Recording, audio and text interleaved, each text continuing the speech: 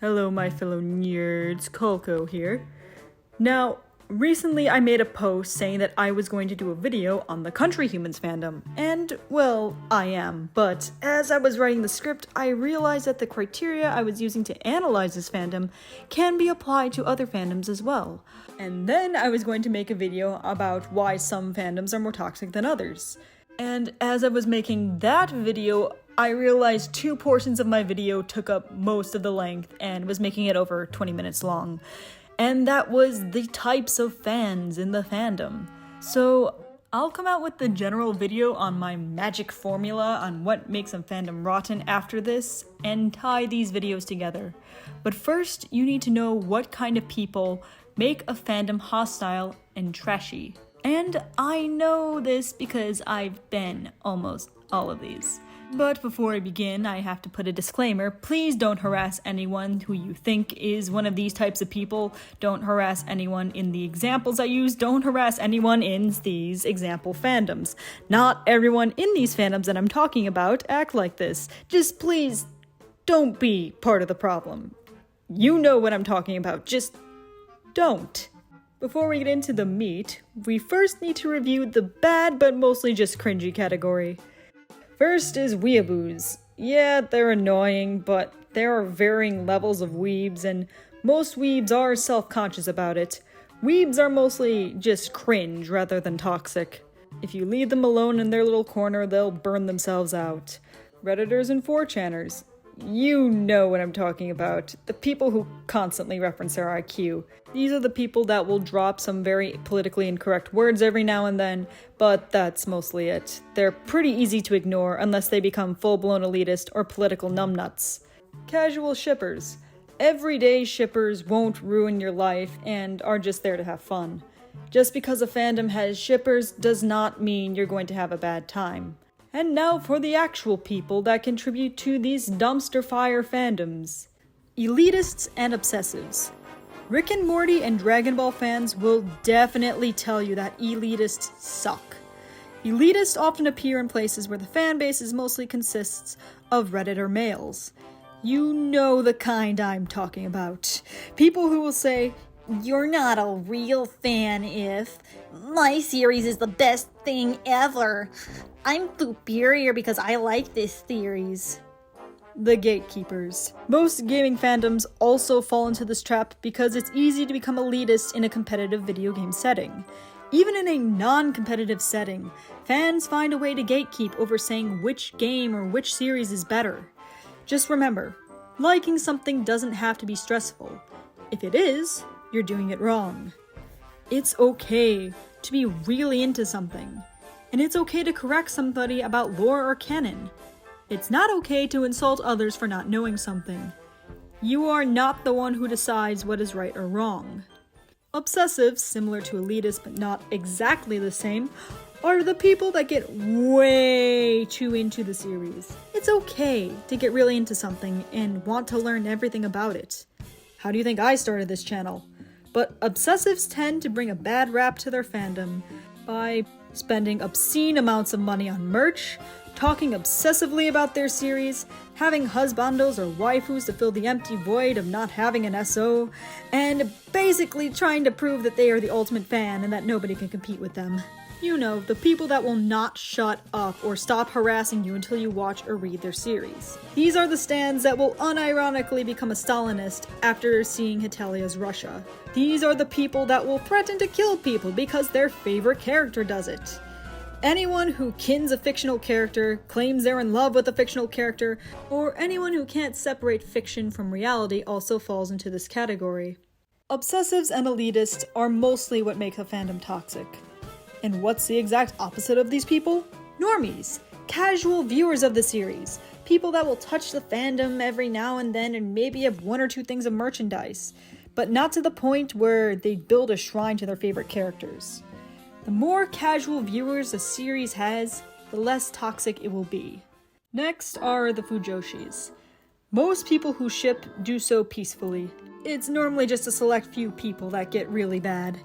And those few tend to be Fujoshis, or those who over-idolize gay ships, Mostly gay men, or in some cases like Ruby, it can be lesbians, but it's mostly gay men. But I'm going to use the word fujoshi to refer to them both for convenience. You know, the people that think that if two characters look at each other for 3 seconds, it means they want to boink each other. That isn't to say that there's no homophobes in the fandoms, because those totally do exist. But they're such a minority, and they're also mostly composed of young kids that recently joined the internet. When it comes to shipping, remember 3 rules.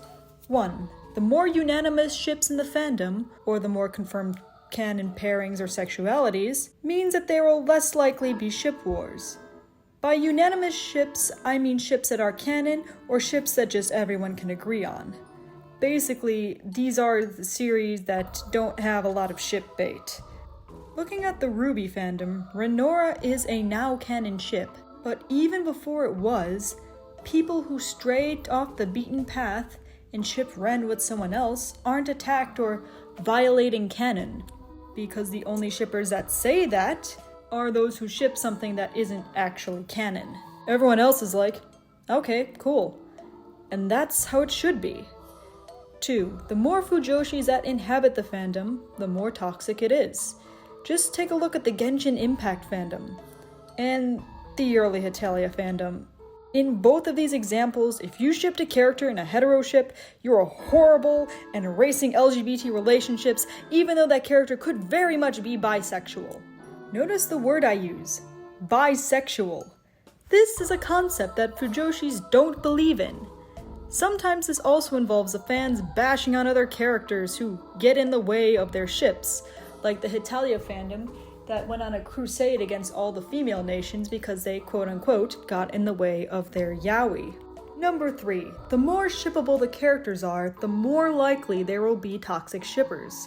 Let's compare 2 characters. Let's look at One Punch Man's Saitama. Not too many characters to ship him with. Kind of more of a meme. Not a lot of fangirls drooling over him. Not very shippable. Therefore, less toxic fans. Now let's compare that to England from Hetalia. There is no canon ships in Hetalia. England interacts with a lot of people. He's studly and has a lot of fangirls, and looks very pretty in homoerotic doujinshis. This is a character that has caused so many ship wars, and you can see why. Number 3, the activists. These are what we once called SJWs, but that's become a rather outdated term, as this can apply to across the political spectrum. But it still kind of mostly applies to what we know as SJWs. I'm going to say this now because it is a very important rule. Never bring politics into a fandom. Respecting people's genders and sexuality and race isn't politics. But saying that we should dox anyone who liked something Donald Trump said once or doesn't like your headcanon for some character being trans, that's the issue I'm talking about. Because once you introduce politics into a fandom, it becomes like a vacuum, and more get introduced until you feel like you're living in 1970s Germany, where if you say something wrong, you get chased out of the fandom and people try to threaten your life, because apparently now you're the worst person ever. I know what you're thinking. You think you're going to educate the masses and show them what's right. You think you're making the world a better place. I understand that. I was exactly in your shoes. But you do not see how much of an ass of yourself you are making. Believe me, I had to learn this lesson the hard way. You are not being righteous. You're just going to cringe at yourself later and have some very deep regrets. Trust me on this one. Take a look at the Steven Universe fandom, where drawing something even slightly off can get you harassed to the point of suicide, and fans attack the creators for saying that people can draw whatever they want. I think just saying Steven Universe is enough for you to get my point. Or just look at FNAF, where politics ruined the future of an entire series. Again, there are absolutely right-wing people that do this too. But instead of canceling people, the right-wingers are just really obnoxious. My point is, if you're going to get political, don't do it in the fandom. Number 4, the Puritans. These ones kind of tie into the activists, because a lot of these are also activists. These are the people that try to make the fandom a better place, only to be some of the worst people in the fandom. These are the people that think they can decide what is right or wrong in the fandom. And in their eyes, whoever is wrong must be punished. These are also the think of the children people. You know, people that will ban things like discussing alcohol and drugs in a community board because there could be possibly children, even though drugs and alcohol are discussed prolifically throughout the series. Because these people know what's best for you. What's that? You thought you knew what's best for you? Psh, no you don't. You're a child, and children are stupid. That means no porn. Children could be around. Oh, and no controversial ships. What's controversial? We'll tell you when you're doing it wrong. What's that? This ship has a 5% chance of being considered incest? Well, time to cancel it. Let's harass the hell out of everyone who ships it and make sure they know they've done a naughty thing and should be forever shamed in the fiery pits of Mordor. Let's make this a safe space for everyone, okay? But mostly just for me. They aren't fictional characters, they are my babies, and I can't Bakugo. How dare you shibble with Mineta, you sick! The Sin Squad makes a perfect video about this and describes it very well. People like this think that the fandom is their home, or their safe space. And everything they don't want in that home has to be purged in order to make it a home. Well, newsflash, mate. The fandom is not your house. It's more like a city where you can hear everyone perfectly. It's a community that's full of a variety of people. People who may disagree with you. People who may make you uncomfortable.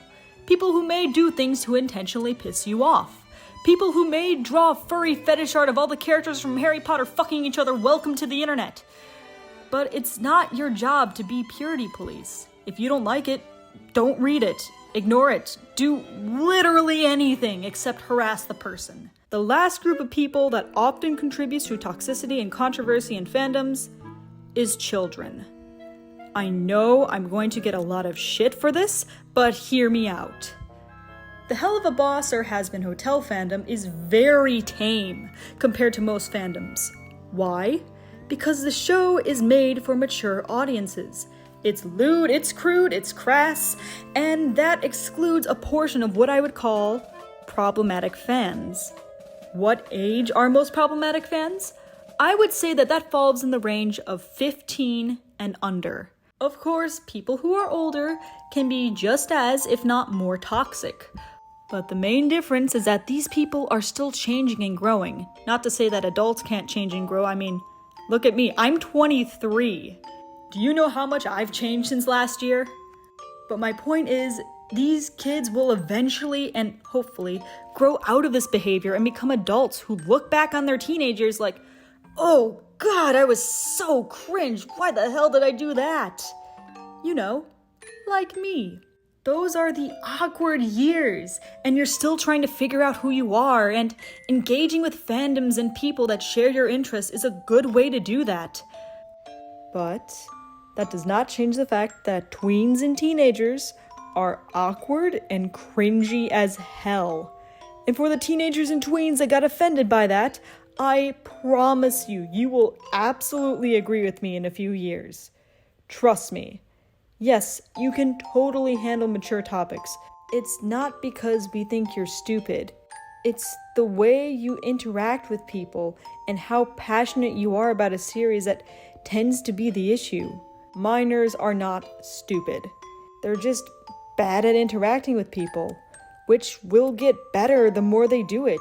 And they're at an age where everything seems like a big deal. So they tend to be a lot more obsessive and passionate about things that they love, which can lead to some unsettling behaviors that contribute to toxicity within this fandom. I and many others went through the exact same thing at this age. Trust me, I know what I'm talking about. That being said, this does not excuse the shitty behavior from minors. I don't mean to drag down all minors, but There have been an increasingly large amount of people in this age group that will use the excuse of, oh, I'm a minor, I don't know any better, to justify really crappy behavior. But yet, they will also turn around and say, treat me like an adult. Just because you're 15 or younger does not mean you're exempt from being called out from all wrongdoing. You are talking about mature topics and asking to be treated like an adult. You are old enough to be held accountable. But the younger the fan, the more likely they'll have toxic behavior. Take a look at the Country Humans fandom. I've been told that the Country Humans fandom has a lot of really young fans.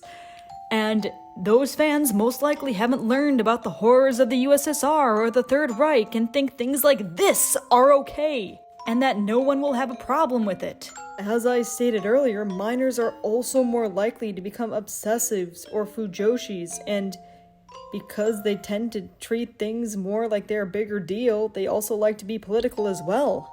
Or politically tone deaf. The early Hetalia fandom is another great example of a fandom run by minors. Ship wars everywhere, attacks on people for shipping the wrong things, really ignorant people doing Nazi salutes and cosplay, and really tone-deaf fan art. The reason why the Hetalia fandom is a lot calmer now is because a lot of the older fans, returning from the nostalgia, are there to keep the younger fans in check. Unfortunately, the same can't be said for the Genshin Impact, My Hero Academia, Danganronpa, and Gacha Life communities. Long story short, the more fans that are on TikTok, the more drama there's going to be. So what was the purpose of this video? Why did I make it? Well, I'm mostly identifying the key problems so that they may hopefully be fixed. Maybe after this video, you could do a bit of self-reflection. Maybe try to become a better person like I am. Or maybe you know someone who could use some self-reflection. Or maybe you just came here to laugh. Anyways, be sure to look out for my next video that's going to tie into this one, and until then, keep on studying.